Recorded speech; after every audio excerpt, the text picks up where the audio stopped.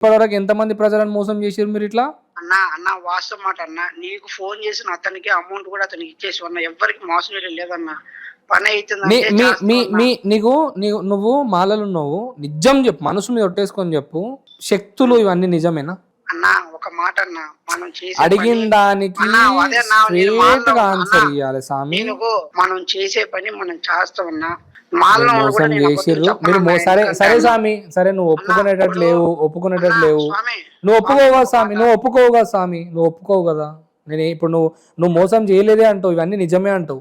నిజమా నీకు మాట చెప్తున్నా స్వామి. మనం చేసే పని మనం చేస్తాం, మనం అన్ని పనులు చేస్తాం. ఏంది పైసలు తీసుకొని మోసం చేసుడు మీరు చేసే పనే అన్న?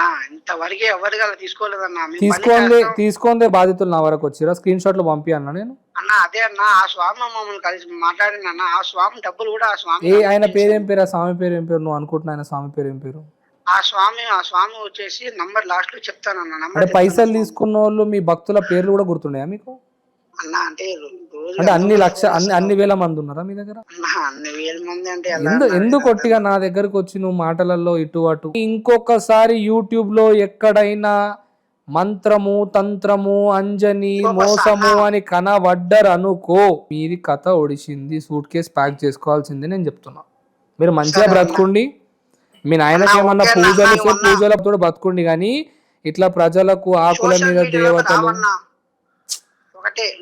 నా దగ్గరికి ఎవరన్నా అశోకరాజు బాధితులు వస్తే మాత్రం నేను నీకు ఫోన్ చేస్తా, వాళ్ళ పైసలు వాళ్ళకి ఇచ్చేయాలి మీరు. ఒక్కసారి అశోకరాజు గారితో మాట్లాడించు. సరే అన్న, మాట్లాడి.